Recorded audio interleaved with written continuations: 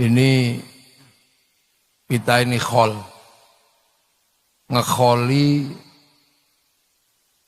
nek cara wong Jawa niku. Niki danyange Indonesia.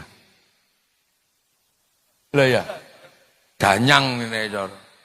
Meng danyange Indonesia. Jadi kalau Bung Karno kan menggali Hasanah Nusantara sehingga jadi Pancasila. Nah, khol ini tak galikan dikit, mundur ya, mundur tak geduk no, ya Kairi, tak geduk no, tak galikan ke belakang. Jadi Bung Karno itu kalau dalam bahasa orang Blitar ini danyang, mengdanyangnya danyang Indonesia. Jadi orang dulu. Kalau bahasa modernnya ya founding fathers, pendiri bangsa. Itu lek Jawane iki danyang. Cuma nek danyang itu biasanya kelas kampung, kelas desa, pendiri desa itu danyang. Karena apa? Kita ini jadi khol kayak begini. Ini khol ini. Ini khol ini biasanya kan tradisi kaum muslimin. Ini khol itu tradisi kaum muslimin. Tapi akar bangsanya ada. Makanya khol itu rame terus di mana-mana. Karena akar kebangsaan kita punya tradisi hormat leluhur. Jadi kita ini punya tradisi hormat leluhur. Cuman kalau menyebut leluhurnya itu danghyang. Kita itu menyebut leluhur itu danghyang. Makanya kalau diambil belakangnya tok, itu namanya eyang. Nah kalau lurus, danyang. Abdurrahman kalau belakangnya tok, Rohman. Kalau lurus, Durakeman. Abdur Rasyid kalau belakangnya tok, Rosid. Kalau lurus, Durasid. Loh, makanya danyang. Nah, danyang itu orang tua dulu, jadi dia bukan hantu. Orang tua yang punya pengaruh karena mendirikan sebuah kampung. Nah, para danyang ini, kalau orang Eropa menyebutnya grandma, grandpa. Kalau orang Cina, oma, opa. Kalau orang Arab, syaikhun, suyuh. Kalau orang Indonesia, terutama di Jawa dulu, nenek moyangnya Bung Karno menyebutnya danghyang. Makanya orang Jawa di sini menyebut danyang. Nah, danyang ini bukan hantu, mohon maaf. Ini gara-gara males belajar itu. Dikit-dikit hantu. Terus setelah itu beranak pinak ini danghyang ini. Beranak pinak, itu ditanyain. Ada apa-apa cucunya itu nanya, yang kalau mau nanam jagung kapan, mau nanam padi kapan. Karena dulu nggak ada Google, jadi nggak ada googling, nggak bisa, makanya nanya. Lah ketika nanya, dijawab. Setiap jawaban dari danghyang ini harus diestokke. Lah ngestokke dipegang betul, itu namanya dipundi. Kalau orang kita dulu yang diestokno betul dipundi. Makanya para danghyang karena dawuhnya itu dipundi, maka orang menyebutnya pepunden. Terus rumahnya namanya punden. Jadi punden itu bukan rumah hantu, itu rumah nenek moyang kita. Nah, terus ketika lama-lama makanan mulai berkurang, pertumbuhan penduduk dan ketersediaan makanan nggak imbang, maka melakukan migrasi. Ada migrasi kelas internasional, ada kelas lokal, transmigrasi, migrasi. Nah itu setahun sekali mereka rindu pulang. Nengok dangyangi itu. Nengok danyangi itu. Setahun sekali pulang. Nah makanya kita punya budaya mudik. Kita ini budaya mudik tahunan untuk nengok dangyang. Nah bawa oleh-oleh. Sing hidup dikasihkan, yang mati disembayangi. Nah, nyembayangi atau mendoakan leluhur, upacaranya dikenal dengan nama upacara serodo. Maka ketika upacara serodo itu dilakoni, dijalankan, maka ada istilah nyadran. Nah ini sadranan sebenarnya. Kalau nyadran, katok kalau belum dipakai, kalau dipakai katokan.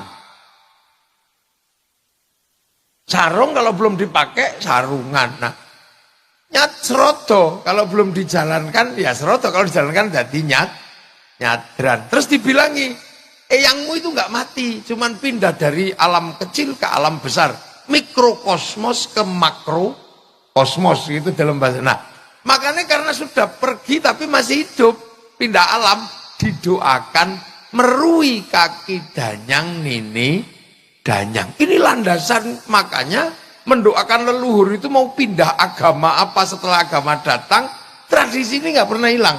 Karena itu lahir asli dari bumi Nusantara. Jadi bangsa kita sudah beradab, tidak pernah menyia-nyiakan para pendahulu. Loh, makanya kita ini punya. Sama kayak orang sholawatan gitu. Dangdutan, nyanyi. Karena bangsa kita ini juga punya tradisi nyanyi. Makanya kalau ada konser, ada apa gitu, pengajian, ada konsernya ya. Karena kita punya tradisi nyanyi dari dulu nenek moyang kita. Sampai hari ini kan kita punya tradisi nyanyi. Di Jawa misalnya, ono semut nyanyi.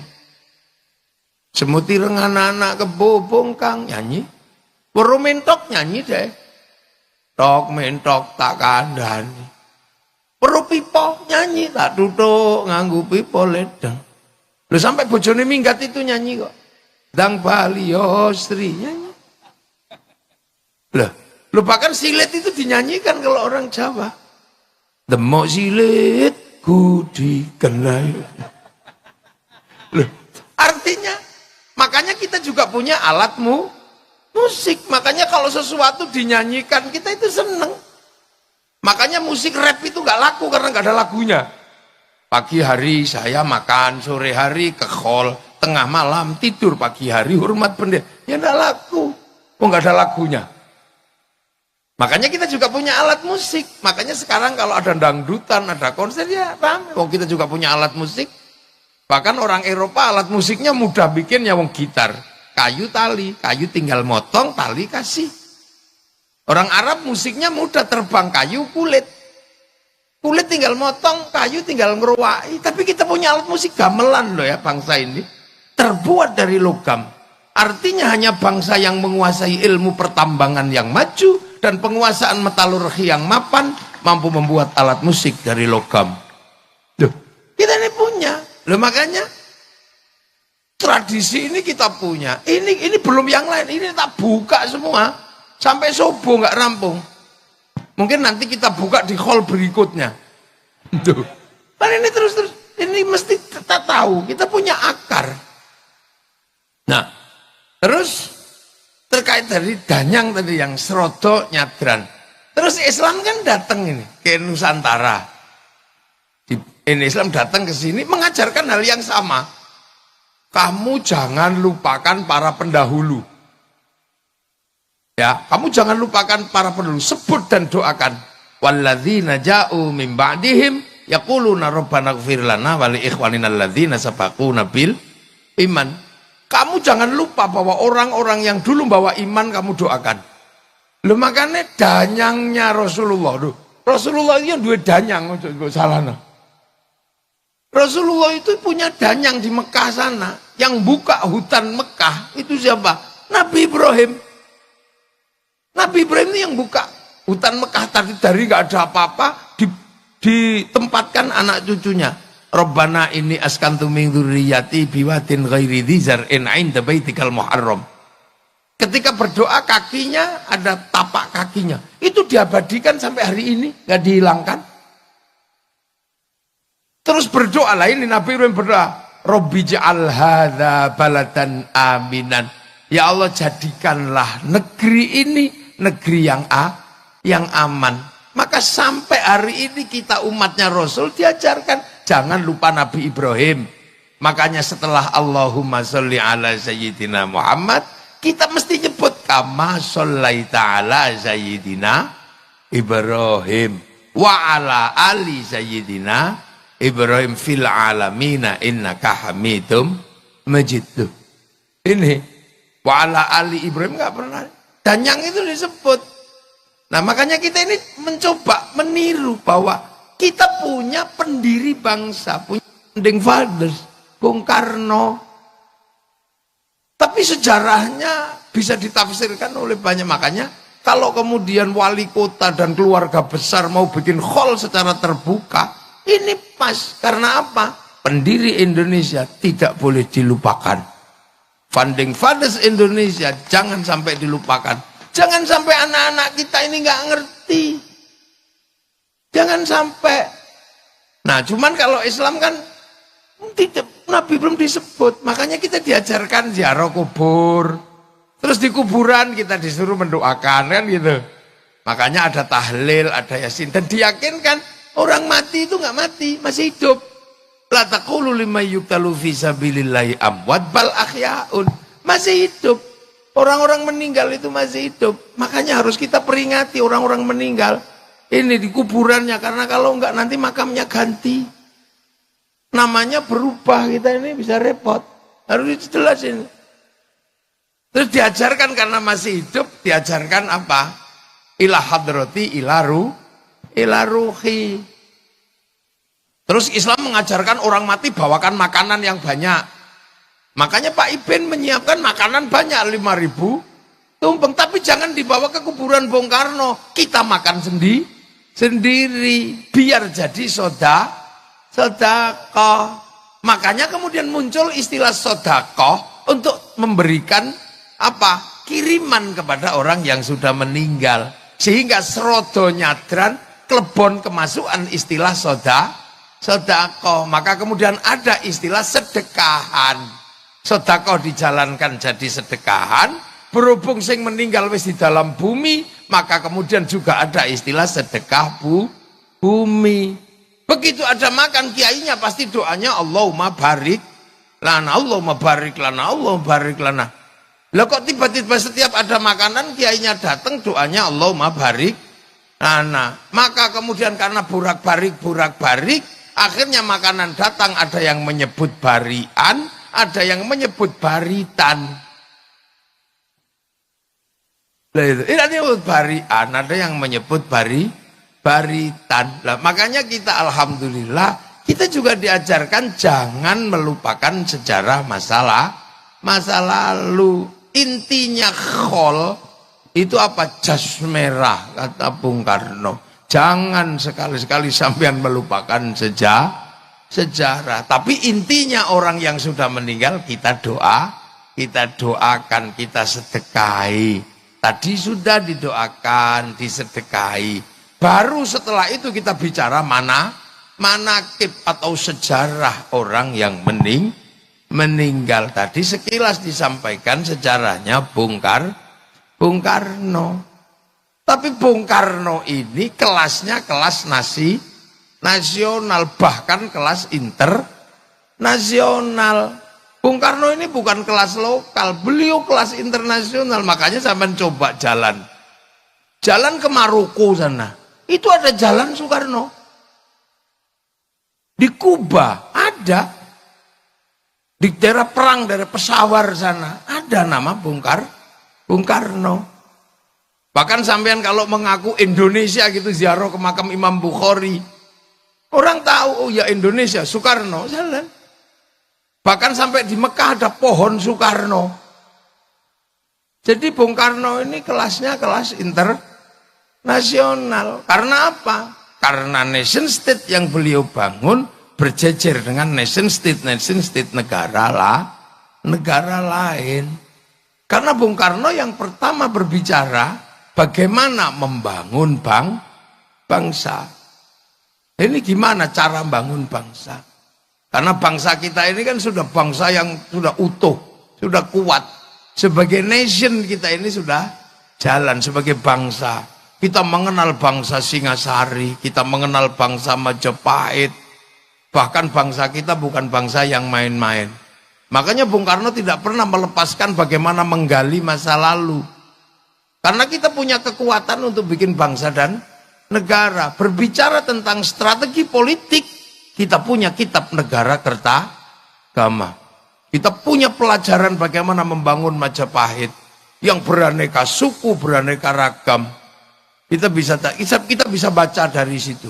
Jadi kita mungkin sebelum kita baca bagaimana masa lalu Cina, masa lalu Afrika, kita sudah punya masa lalu. Kita punya negara. Tahun 300 kita punya negara namanya Kutai Kartanegara. Tahun 500 kita punya kerajaan Kanjuruhan di Malang, sekitaran Blitar. Tahun 500 dikit kita punya kerajaan Kalingga dengan Ratu Sima. Di Palembang abad ke-7 sudah ada Sriwijaya. Jadi kita komplit. Ketika Rasulullah lahir tahun 571, kita sudah punya negara. Bahkan ketika dunia luluh lantak oleh Mongolia tahun 1250, sehingga Arab jatuh ke Mongolia, Cina jatuh ke Mongolia, Eropa jatuh ke Mongolia.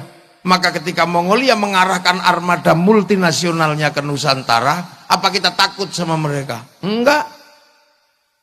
Apa yang terjadi?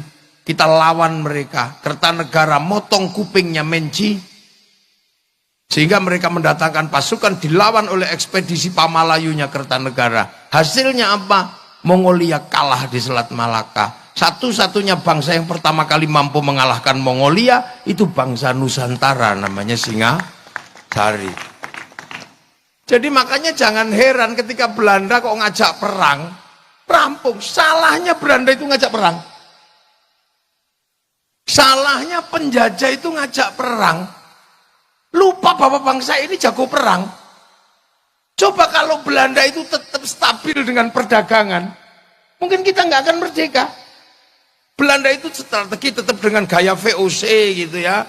Terus misalnya dagang, ya rugi-rugi dikit, atau badi-badi dikit, mungkin kita juga masih dengan politik divide et impera. Tapi begitu dia ngajak kelahi, dia lupa bangsa ini dari dulu tukang kelahi. Makanya jangan sekali-sekali kita ngajak kelahi orang Indonesia, habis sampean. Loh ya kan? FPI begitu ngajak kelahi, habis sama bangsa Indonesia. Tadinya aman-aman saja karena gak ngajak kelahi, maka bangsa ini jangan diajak kelahi. Karena begitu sekutu ngajak kelahi di Surabaya, apa bangsa ini takut? Enggak. Dan sebagai catatan, satu-satunya bangsa yang merdeka karena perang dengan penjajahnya hanya Indonesia. Jadi salahnya Belanda, jangan ngajak gelut. Makanya kalau di Indonesia ada orang kok dikit gitu, ya mesti kalah wong kene iki tukang gelut cili-cili. Ya ta, Surabaya kalah cacak menang cacak. Duh iya. Makanya kita ini jangan diajak kelahi. Jadi di Indonesia itu jangan ngajak kelahi lah. Karena kalau ngajak kelahi nggak ada yang lebih kuat. Salahnya Belanda itu ngajak kelahi maka dilawan di Surabaya. Sekutunya diprovokasi ngajak perang. Nah, situasi-situasi yang seperti ini kemudian dirangkum oleh Bung Karno. Sejarah masa lalunya seperti apa, bagaimana penghuninya seperti apa, ini terus dunianya seperti apa. Mungkin suatu saat mesti harus ada kita baca di bawah bendera revolusi. Itu tulisannya Bung Karno yang luar biasa, yang luar dirangkum semua. Nggak ada satupun yang nggak dirangkum oleh Bung Karno. Mulai dari gerakan musik ya dirangkum di situ. Musik ngakek-ngok aja dipikir sama Bung Karno. Iya kan? Kemudian Islam Sontoloyo sudah dipikir sama Bung Karno. Jadi Bung Karno, Elvis Presley udah dipikir, Bung Karno mikir. Jadi Bung Karno ini kadang kalau kita baca ini orang memang tidak pernah mikirkan dirinya Sendiri. Mau apa aja dipikir. Makanya ketika Bung Karno itu memikirkan sesuatu yang besar, ini Bung Karno menjadi traffic daripada nation state. Lalu lintas politik, lalu lintas ekonomi, lalu lintas agama bisa ditampung oleh Bung Karno. Kiai ngomong hanya ngomong agama. Politisi hanya ngomong politik. Budayawan hanya ngomong budaya. Tapi nation state butuh struktur yang paling mapan untuk menjadi traffic daripada pembicaraan seluruh anak bangsa. Dan itu ada pada Bung Karno.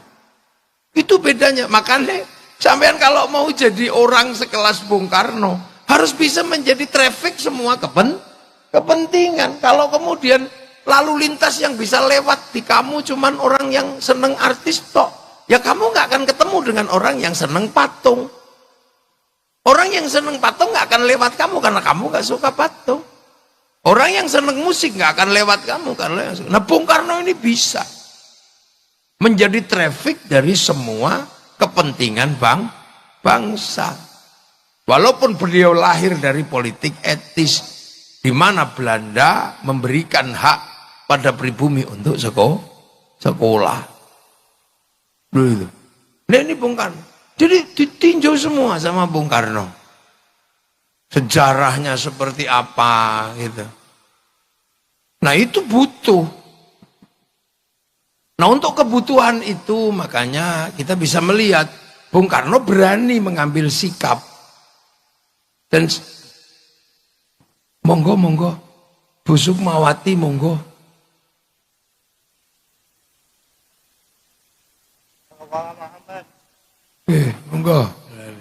Monggo Bu Sukma monggo. Nggih. Monggo lah jenengan WA kula balak-balik niki. Kula pun disi dine gak teko. Monggo. Mriki. Nggih. Nggih, monggo. Monggo lenggah. Oh ini nggih. Jadi kira-kira Bung Karno itu wajahnya yang gak jauh-jauh lah dari Bu Sukma, dari putrine. Terketake nekate ya padha. Jadi sekali lagi bangsa ini itu arusnya banyak. Jadi karena kita ini puluhan suku, puluhan bangsa, puluhan agama, kepercayaan, dan ini semua membawa arusnya masing-masing. Semua punya ceritanya masing-masing. Semua punya ceritanya. Nah, yang mampu merangkum itu, nah itulah Bung Karno. Itu kekuatan Bung Karno sebenarnya adalah menjadi trafficnya semua orang yang pengen bangun bangsa Indonesia dari ketertindasan imperialisme dan kolonialisme di waktu itu. Itu kekuatan Bung Karno. Jadi Bung Karno bisa ngomong apa saja. Itu nggak mudah. Orang punya kemampuan untuk bisa ngomong apa saja. Dia bisa. Dan itu kita bisa baca di bawah bendera revolusi. Sampean juga sama. Orang punya potensi kalau orang bisa menjadi lalu lintasnya orang banyak. Makanya para pemimpin ini bisa jadi wali kota. Itu ya trafficnya orang banyak. Partainya banyak. Alirannya banyak. Lalu makanya kiai juga sama. Kiai kalau bisa menjadi traffic orang banyak, ya dia akan hadir menjadi eksistensi yang cukup bisa mewakili kepentingan orang banyak. Di zaman itu Bung Karno bisa. Nah itulah makanya ada istilah beliau ini pendiri. Makanya orang nggak komplain ketika Bung Karno yang akan baca proklamasi. Orang nggak mungkin karena merasa semua terwakili. Semua merasa diwakili oleh Bung Karno. Yang kelompok agama diwakili, kelompok modernis diwakili, kelompok ini diwakili. Sehingga bisa merangkum itu semua. Nah, rangkuman itu kemudian kita bisa lihat, yang paling kita pahami rangkuman dari apa yang terjadi traffic, itulah yang kemudian kita kenal dengan Pancasila. Itu rangkuman Bung Karno. Bahwa di Indonesia orang tidak mungkin menjauhkan diri dari Tuhan. Apapun Tuhannya, apapun kepercayaannya, orang Indonesia nggak mungkin tidak bertuhan. Dan sejarah bangsa ini tidak pernah melepaskan dan meletakkan Tuhan menjadi kelas 2. Tuhan menjadi kelas 1. Semenjak zaman lahir agama kepercayaan, yang namanya kapitayan itu Tuhan sudah tertinggi. Tan keno kinoyo ngopo. Kedatangan Hindu, Tuhan juga tetap tertinggi. Makanya kasta yang ngomongin Tuhan itu kasta tinggi. Namanya Brahmana. Dia bukan kasta kelas 2, dia kasta kelas 1. Tuhan tetap yang tertinggi. Loh, makanya ketika merangkum ini semua, jangan pernah sekali-sekali orang Indonesia melupakan landasan Tuhan. Makanya nomor 1 itu ketuhanan.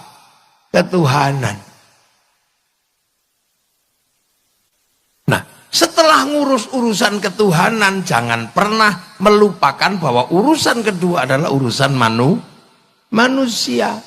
Karena pergerakan dunia ini pasti karena manusia.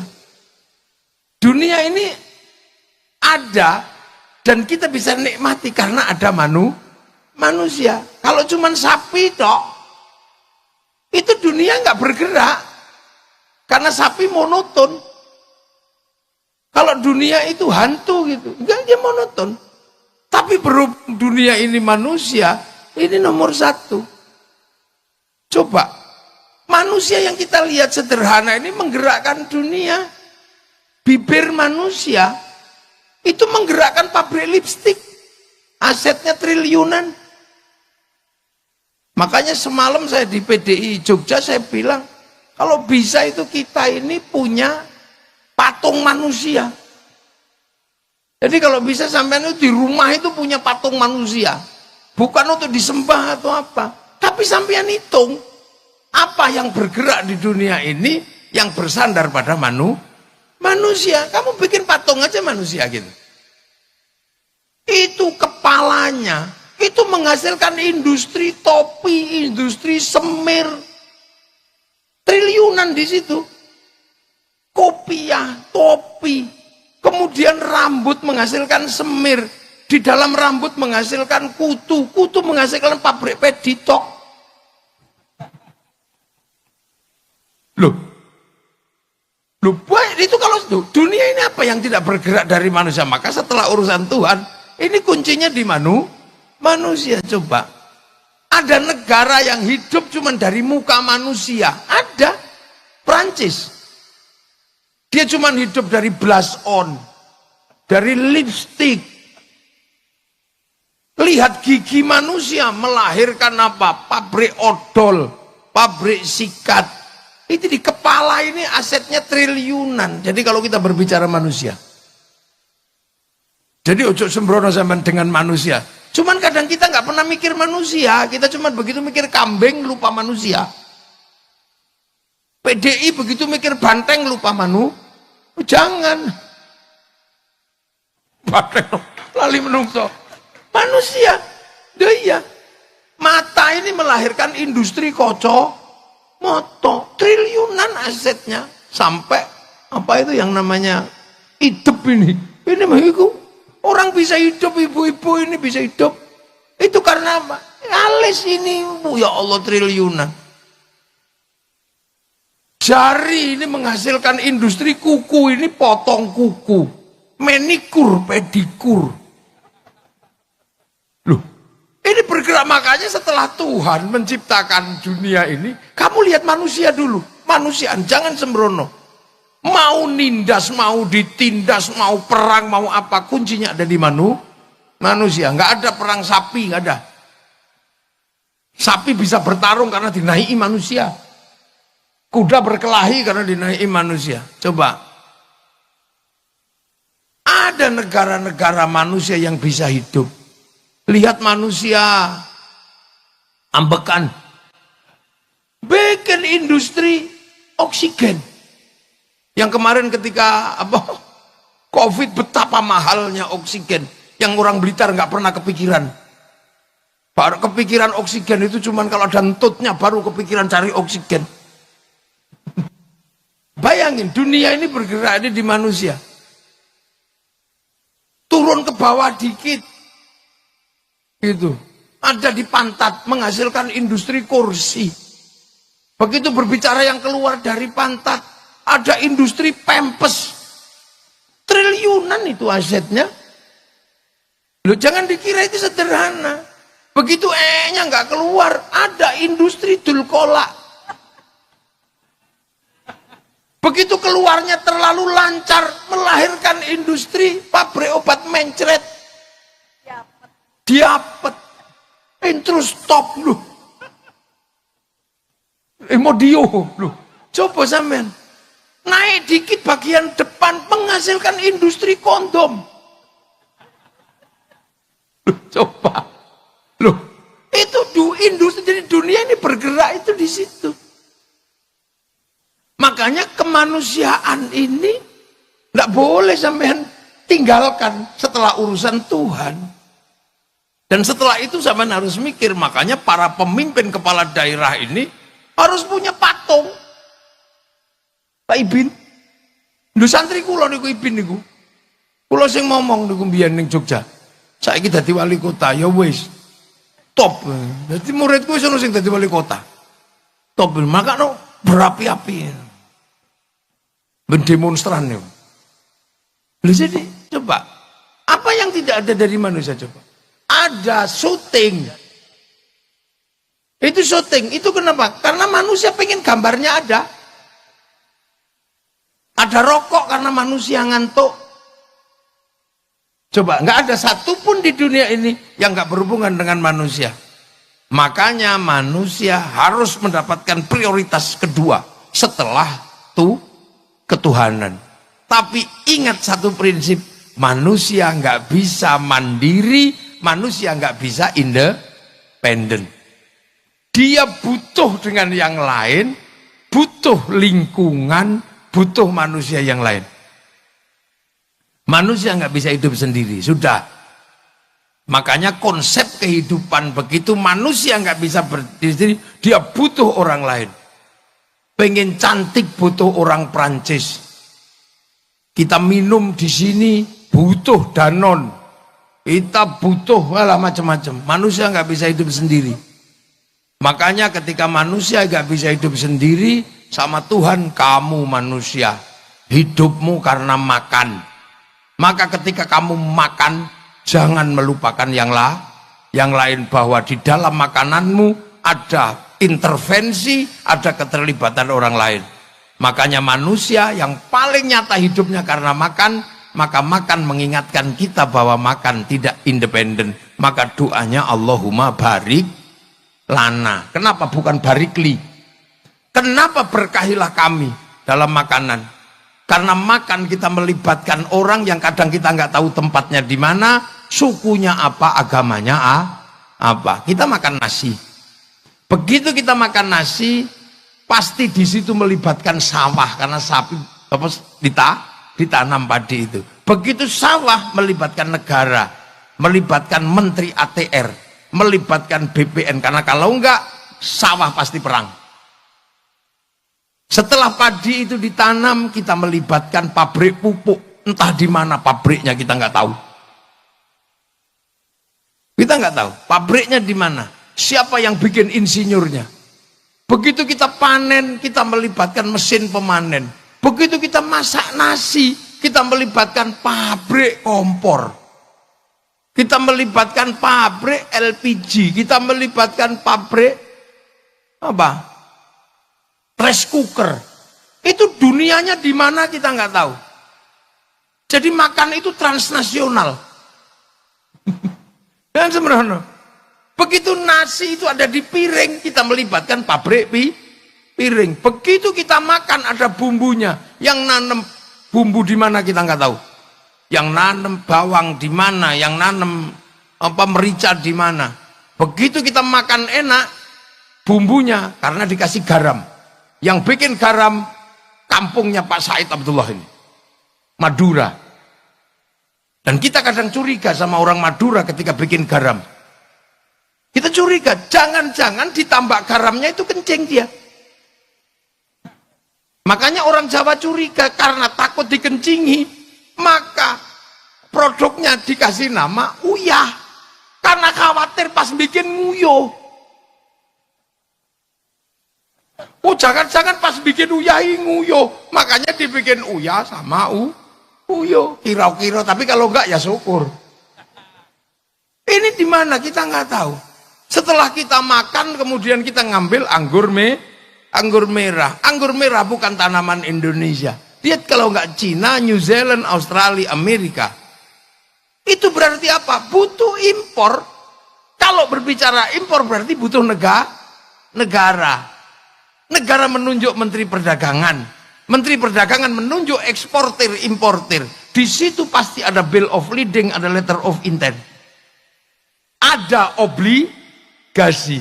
Loh, mbok kira menungso itu tanpa persatuan urip, ndak mungkin. Makanya di dalam agama sudah diajarkan tulang kehidupanmu adalah makan, maka ketika kamu makan jangan kamu lupakan bahwa ada intervensi, ada keterlibatan orang lain, maka Allahumma barik lana. Maka agama pun ketika berbicara tentang kebenaran itu bersama. Makanya mayuridillahu bi khairan yufaqihu fiddin. Yang dikehendaki menjadi baik oleh Allah dikasih ngerti urusan agama. Ini tak ajak ngaji nahwu. Khaironnya di situ nakirah. Maknanya khairon kamilan, kebaikan yang sempurna. Baik sempurna bukan milik manusia, itu milik Allah. Makanya kalau ada manusia baik pasti nggak sempurna. Saya tanya sekarang, pasti baik, pasti nggak sempurna. Malam ini pengajian ini baik apa enggak? Nah kalau malam ini pengajian baik, yang paling baik siapa? Ayo, ya kiainya pasti. Ya pasti kiainya. Loh kalau pengajian ini baik, yang paling baik ya pasti saya. Yang dikasih duduk meja cuman saya. Yang lain kan sudah biasa punya kursi, jadi ya, dan punya meja lah. Saya kan nggak pernah punya meja, jadinya ya ini. Makanya tadi sampean dapat makanan di sini ya enggak, wis biasa untuk panganan. Loh, tapi saya nggak boleh mengaku yang terbaik, nggak boleh. Karena saya baik terlihat di sini, diundang sama wali kota. Kalau saya nggak diundang wali kota, nggak kelihatan saya ada di sini. Nah kalau gitu baik saya apa baik wali kota? Ya nggak bisa, saya nggak datang wali kotanya jelek. Loh itu baru 2 orang sudah ribut, saya sama wali kota. Apalagi kalau sampean ikut-ikutan, yang baik ya saya, kiai, kami. Lah kenapa mau datang? Karena kalau nggak ada orang duduk di situ, ini bukan pengajian, bukan khol, ini cek sound. Loh, terus kata tukang sound yang paling baik ya kami, kiai. Lah kok nama? Nek soundnya tak pateni ya bubar katanya. Kata Pak Wali Kota, ya coba pateni rata bayar. Ya kan? Ini menjadi indah karena ya ono sing masang tenda. Padahal biasanya yang suka masang tenda ini sholatnya juga nggak terlalu rajin. Loh, mana ada baik itu berdiri sendiri. Makanya orang kalau baik jangan mengaku paling baik, karena baik itu nggak independen. Makanya karena manusia ini nggak mungkin hidup tanpa persatuan. Nah, sekarang persoalannya adalah bagaimana orang bisa menghargai orang lain, karena manusia nggak bisa hidup dengan dirinya sendiri. Bagaimana manusia bisa menghargai orang lain yang ada dalam hidupnya? Kiai, sholat. Ada dalam hidupnya peranan orang Cina. Karena kiai kalau sholat harus tutup aurat. Begitu tutup aurat, ini kain. Ini bikinan pabrik kain. Yang punya pabrik kain itu Cina. Jadi dalam sholat itu Cina juga hadir. Makanya kiai nggak boleh ngamuan sama Cina. Karena kalau Cinanya pergi, kitanya udah. Loh, dalam kehidupan kita nggak bisa kita ya. Kita sholat wudhu, Kaum muslimin wudhu pakai air. Yang nyiapin keran sama pipa siapa? Mas Pion. Maka kita nggak boleh anti industri. Begitu kita bikin masjid, ada pabrik semen di situ. Itu siapa yang bikin? Ya orang-orang Krakatau Steel sana. Kita pergi haji, itu pasti bayar ke bank. Maka kiai nggak boleh mengharamkan bank, karena begitu bank haram, kita nggak jadi pergi haji. Wong pilotnya nggak mau dikasih duit. Loh ini, loh yang kayak gini. Makanya sekarang ada konflik Yahudi gitu. Hancurkan Yahudi semua, ya sisain lah dikit, jangan habisin semua. Karena pesawat itu bikinan sana. Begitu sana nggak ada semua terus mati lah, kita renang. Loh itu makanya konsep hidup ini nggak boleh orang semena-mena dia. Nah, yang menopang itu semua apa coba? Perasaan setara antar suku, antar anak bangsa, antar agama. Itu konsepnya ada di mana? Ada di Indonesia. Konsep apa? Konsep hidup yang pernah ditawarkan oleh Rasulullah Muhammad Sallallahu Alaihi Wasallam. Konsep kullukum ra'in wa kullukum mas'ulun an ra'iyati. Kalian semua adalah para pemimpin yang harus hidup saling tanggung jawab antara yang mimpin dan yang dipimpin.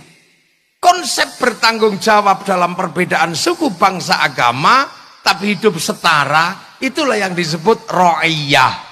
Ra'iyah itulah yang akhirnya dipakai oleh pendiri bangsa ini untuk menyatukan perbedaan menjadi rakyat. Makanya Bung Karno tidak memilih konsep, tidak menerima konsep people. Karena kalau people itu vox populi, vox dei, suara mayoritas, suara Tuhan. Begitu dia mayoritas, dia diktator mayoritas. Makanya Ra'iyah tidak menerima konsep khilafah atau ikhwanul muslimin. Ra'iyah juga nggak bisa menerima konsep, Bung Karno nggak menerima konsep komunis.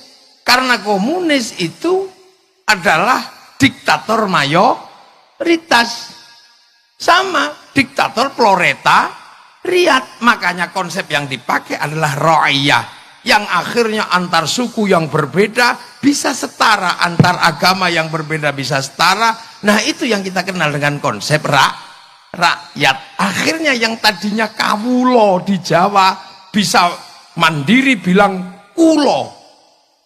Yang tadinya hamba sahaya bisa tegak bilang saya. Yang tadinya abdi di Sunda bisa bilang abdi mah. Yang tadinya orang Banjar pukulun bisa bilang ulun. Itu karena apa? Karena konsep ra'iyah atau rakyat. Maka persatuan hanya bisa dijalankan kalau manusia menggunakan prinsip kerakyatan. Dan satu-satunya muslim terbesar dunia yang bisa mempraktekkan menggunakan konsep ra'iyah hanya muslim Indonesia. Terus mbok arani Bung Karno yu ora santri ngono kira-kira. Bisa menerapkan konsep itu. Saudi kembali menjadi kerajaan. Beberapa negara di Timur Tengah komunis. Kita menggunakan idiom yang asli. Makanya ra'iyah itu kalau ngumpul namanya musyarakah. Apa musyarakah? Yang tadi saling bersekutu, saling melengkapi. Cina melengkapi, Jepang melengkapi, orangnya nggak datang, Sonnya datang. Orang Korea nggak datang, Samsungnya datang. Ya datang semua ini loh. Nah itu musyarakah yang kita jadikan istilah lokal masyarakat. Makanya musyarakah ini indah dan itu di Indonesia terjadi. Nah musyarakah ini kalau mau mengambil keputusan musyawarah wasawirhum fil amri, bermusyawarahlah dalam berbagai urusan kamu. Makanya konsep musyawarah ini kemudian terlembagakan majelis permusyawaratan rakyat, dewan perwakilan rakyat. Idiomnya masih idiom yang sama. Maka kemudian majelis dan dewan ini membentuk lembaga mewakili musyawarah, membentuk panitia lah. Panitia ini kita bisa lihat sudah tidak lagi berbicara kamu sukunya apa, pengen kepala desa daftar, Pengen jadi bupati, daftar. Pengen jadi DPR, daftar. Semuanya punya hak yang sama. Nggak pernah dibedakan, kamu turunan siapa, kamu siapa. Setelah daftar, karena ini demokrasi prosedural, cari teman sebanyak-banyaknya. Kalau nggak bisa cari teman sebanyak-banyaknya, beli. Nek ndek duwe ngono lho, ya piye meneh. Nah, itu konsep musyawarah. Makanya yang nata dulu yang digali oleh Bung Karno ini kerjaan siapa? Kerjaan para wali. Nah, kenapa di Indonesia Anda mengenal wali? Karena dulu Indonesia itu Hindu, kasta tertinggi Brahmana. Makanya yang bisa imbang berbicara dengan Brahmana para wali. Saudagar nggak bisa ngomong agama di Nusantara karena saudagar itu kastanya Sudra. Ya wali. Makanya akhirnya penataan ini oleh Bung Karno dilembagakan menjadi wilayah. Al-wali, al-wilayah. Jadinya apa? Konsep ra'iyah musyarakah musyawarah menjadi wilayah yang disebut NKRI, Negara Kesatuan Republik Indonesia. Hasilnya apa? Arab satu bangsa pecah puluhan negara, Cina satu bangsa pecah puluhan negara, Afrika satu bangsa pecah puluhan negara. Kita puluhan suku bangsa agama mampu bersatu dalam satu negara kesatuan Republik Indonesia. Lah itu. Makanya ini kerakyatan menjadi landasan. Terus yang mimpin siapa? Harus orang yang jernih. Hatinya penuh nilai ketuhanan. Hati yang penuh ketuhanan nilainya disebut hati yang penuh hikmah. Maka kerakyatan aja bisa dipimpin oleh hikmah. Ini bahasa-bahasa padat yang luar biasa, yang saya nggak yakin orang sekarang bisa menggali bahasa yang padat itu.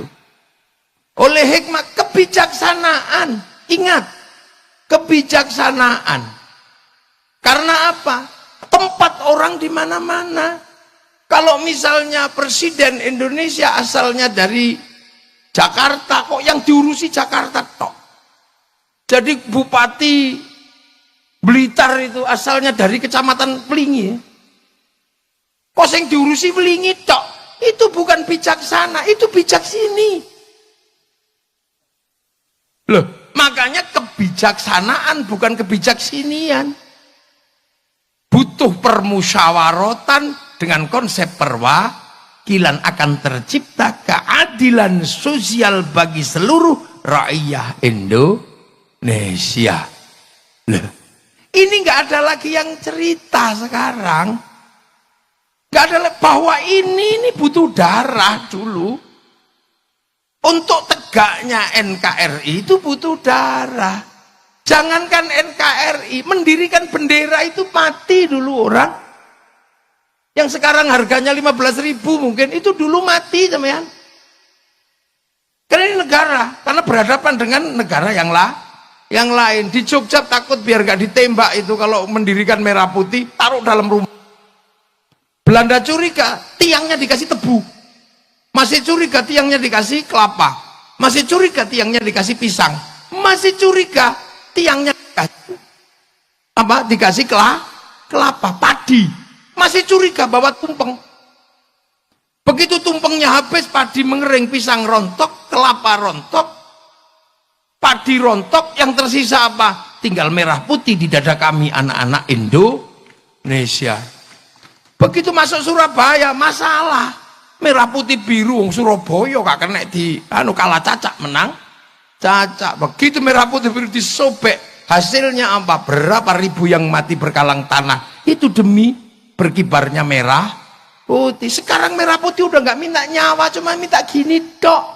Iku ono sing alasan musyrik, ono sing alasan bid'ah. Kayaknya orang itu di zaman perang kakek buyutnya mata-matanya Belanda itu. Jadi menjadi bangsa itu enggak kok terus kemudian idiom slogan dia diperjuangkan. Makanya ketika menjadi Indonesia ini ada yang berkalang tanah yang disebut pahlawan, ada yang disebut pejuang, veteran, itu semua bergerak. Dan Kan gitu. Itu semua bergerak dan itu dialami langsung. Bung Karno di penjara, dari penjara ke penjara, dari suka miskin. Padahal Bung Karno itu kalau mau hidup enak gampang, wong orang pinter zaman segitu. Iya, orang pinter zaman segitu kan nggak terlalu susah. Ikut Belanda aja udah beres. Jadi komprador.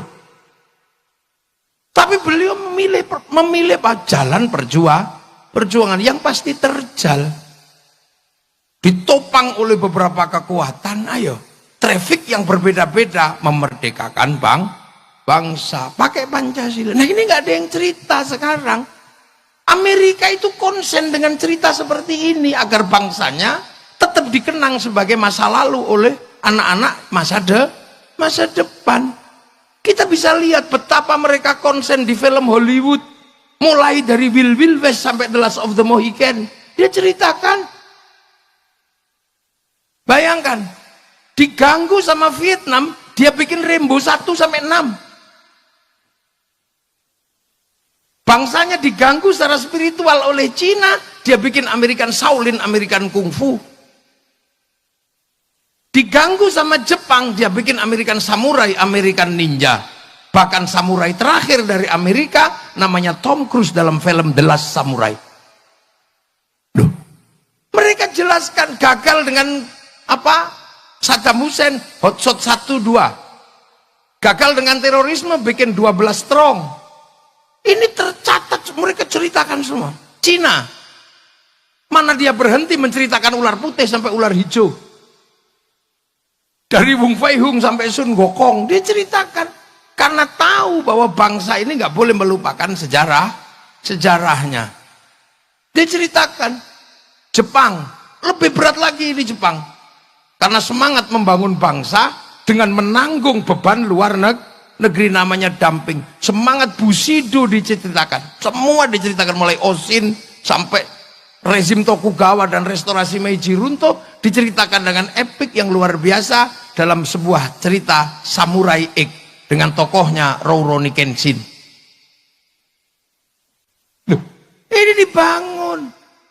Malaysia, pernah nggak sampean bayangkan bahwa Malaysia sedang mencoba menceritakan bangsanya? Dia kembalikan bangsa Malaysia, orang Melayu kepada si Upin dan si Ipin. Si Ipin dan si Upin nggak boleh lupa, fundamen bangsa Malaysia ada keterlibatan orang India. Maka kenalkan si Upin dan si Ipin dengan anak kecil namanya Jarjit. Dia nggak boleh ribut dengan anak-anak Cina, kenalkan Mei Mei. Dia nggak boleh ribut dengan anak Indonesia, kenalkan Susanti. Loh, ini bangsa lain kerja. Malaysia Korea menceritakan apa? Dia ceritakan dari meja makan dengan derai air mata namanya drakor. Hasilnya apa? Dominasi finansial, kemandirian bangsa mereka dimulai dari membangun apa? Glorifikasi bangsanya masing-masing. Amerika mengeluarkan sejarahnya, produk Amerika masuk ke Indonesia laku semua. Mulai dari celana jeans sampai McD sampai segalanya laku karena glorifikasi mereka berhasil.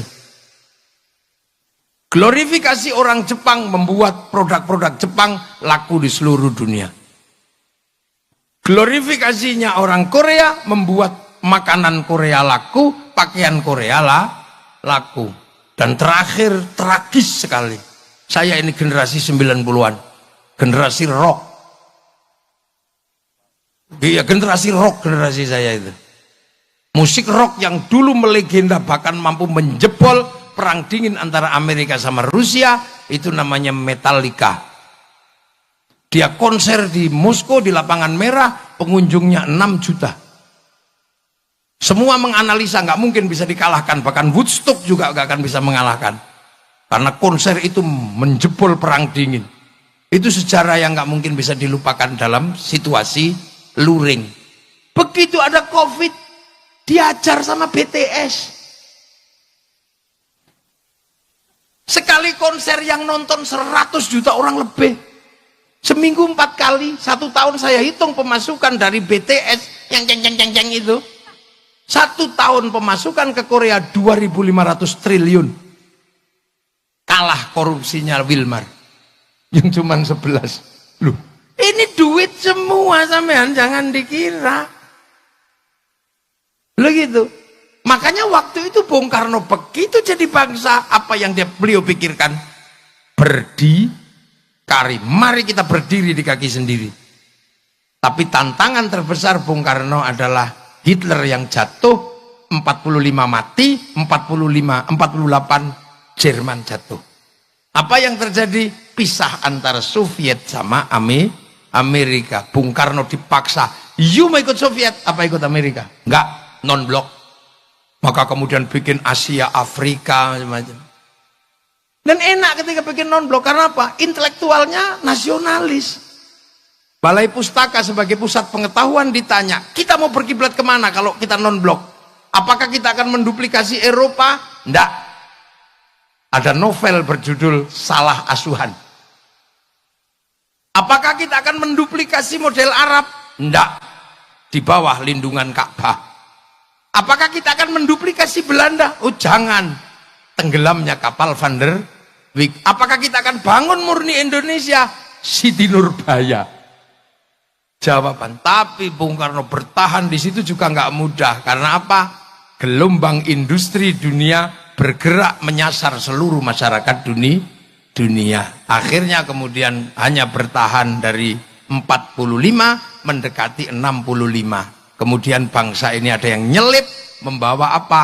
Membawa sesuatu dari luar yang akhirnya kita harus apa? Membuka diri karena perubahan yang ada di luar. Masuklah kapitalisme model baru namanya developmentalism.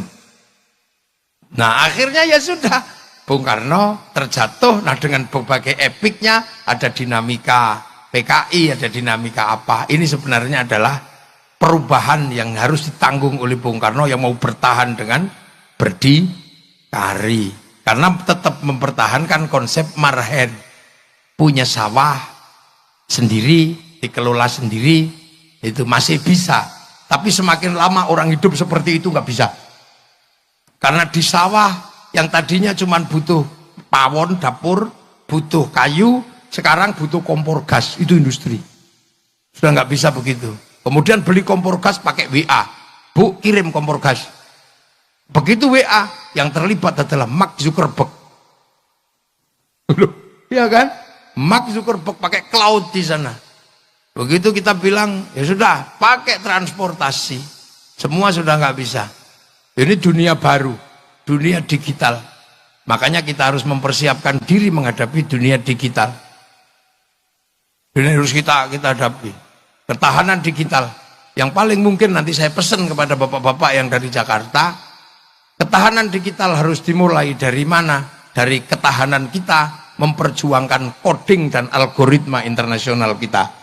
Kita punya huruf, tapi huruf nasional adalah huruf Latin. Sehingga coding kita, algoritmanya adalah algoritma Latin. Cina nggak mau.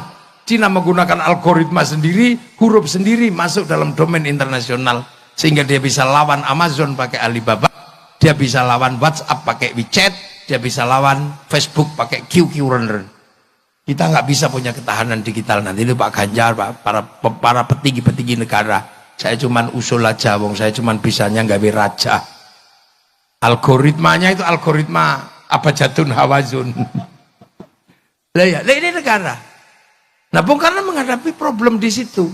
Ya sudahlah, akhirnya bangsa ini terus bergerak dan sampai hari ini bangsa ini melewati fase yang sangat panjang. Dan nanti entah sampai kapan, karena orang juga harus berpikir ini Cina apa Amerika. Loh, ini harus terjelaskan karena apa? Bangsa ini mempersiapkan bagaimana bisa produksi. Makanya kalau kiai sih sederhana, yang lain itu biar diurusi sama politisi-politisi dan orang pinter-pinter. Kiai mempertahankan keutuhan bangsa dan negara. Itu tugas kiai. Kita jaga. Makanya cara kiai menjaga NKRI itu sederhana. Yang penting rukun. Makanya kiai itu kalau apa-apa agama selalu menjadi landasan kerukunan. Kiai doa. Ya biar rukun. Doanya bareng kiainya yang doa, santrinya amin, amin gitu. Yang lain sudah nggak mau doa bareng-bareng, doa sendiri-sendiri gitu. Santri kiai enggak, karena santri kiai bagian dari perjuangan NKRI. Maka kalau doa tetap bareng-bareng. Begitu yang doa kok tambah banyak, diajak ke alun-alun Blitar. Namanya istighosah. Akhirnya ro'iyah ngumpul, rakyat semuanya ngumpul. Yang ngaji datang untuk ngaji, yang jual bakso datang untuk jual bakso. Kerukunan terjaga, roda ekonomi berputar. Itulah yang bisa kita lakukan. Belum makanya kiai itu selawat. Ya nggak sendirian. Kalau sholawat bareng-bareng nggak bisa, Bu Sukma. Saya lagunya Rhoma Irama. Lawat bareng-bareng. Bendera laku, apa aja laku, sampai kemudian semuanya laku. Roda ekonomi berputar, kerukunan terjaga. Peringatan Maulid Nabi, kita kumpul di mana? Kita keluarin uang, iuran. Setiap bulan santri iuran. Bikin kegiatan bersama yang sifatnya apa? Edukasi publik, kerukunan terjaga, roda ekonomi berputar. Makanya santri-santri ini nggak punya uang. Pondok-pondok jelek-jelek, bikin WC aja angel. Makanya karena apa? Duitnya habis untuk merawat NKRI. Maka tugas partai-partai politik membantu.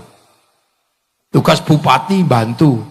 Karena enak dulu kiai mogok, polisi juga susah. Kalau kiai tiba-tiba mogok, nggak lagi merawat kebangsaan, sampai tadi bupati angel.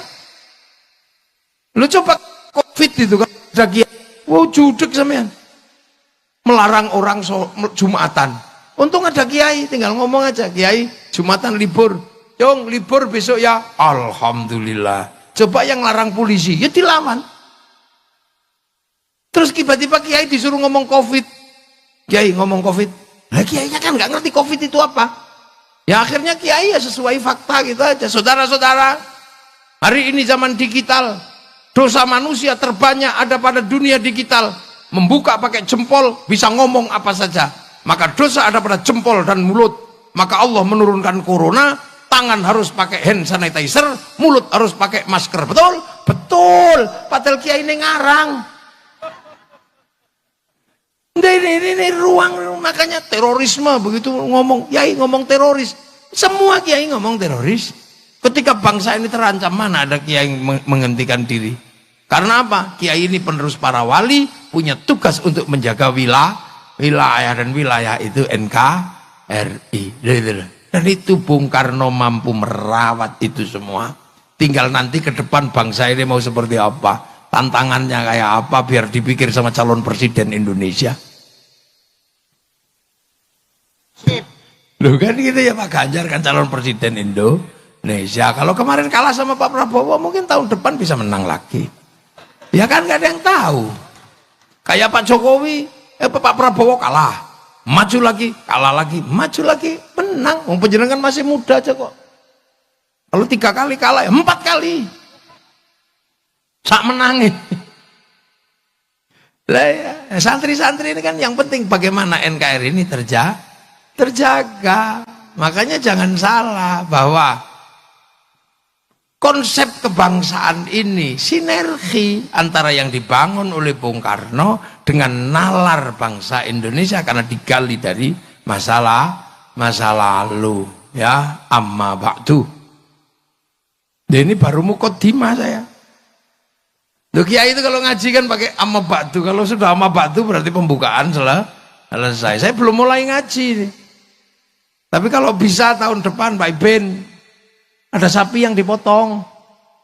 Beli sapi lah wong kol Bung Karno kok tumpeng tok gak ono sapi ini. Loh iya kan. Oh Pak Said yang mau beli sapi tahun depan. Iya, masak kaldu. Oke. Ya jadi gitu. Jadi kita ini kadang tidak lagi ada yang menceritakan kita punya masa lalu. Kita punya Bung Karno, nggak ada yang menceritakan. Hari ini anak-anak sudah nggak tahu di bawah bendera revolusi. Sementara orang Soviet, orang mana masih tahu das kapitalnya, Marx masih tahu. Orang Jerman, orang Prancis masih ngerti Levi Strauss, Montesquieu masih ngerti. Orang Yunani masih ngerti Platonis. Nah, kita tiba-tiba nggak ngerti apa-apa. Punya ayam jelek bagus dikit, ayam Bangkok. Punya rambut hitam di merah-merah. Akhirnya jadi LKMD Londo Komeng-Dasi. Nah itu semangat Bung Karno, itu semangat untuk mempertahankan bagaimana bangsa ini bangkit. Karena nanti produksi butuh konsumsi. Konsumsi terbesar itu berbanding lurus dengan rasa cinta pada bangsa dan negara. Makanya kita ini ngomongin bangsa dan negara, ngomongin Bung Karno. Semoga malam hari ini bermanfaat dan nanti bisa kita lanjutkan pada call berikutnya. Assalamualaikum warahmatullahi wabarakatuh.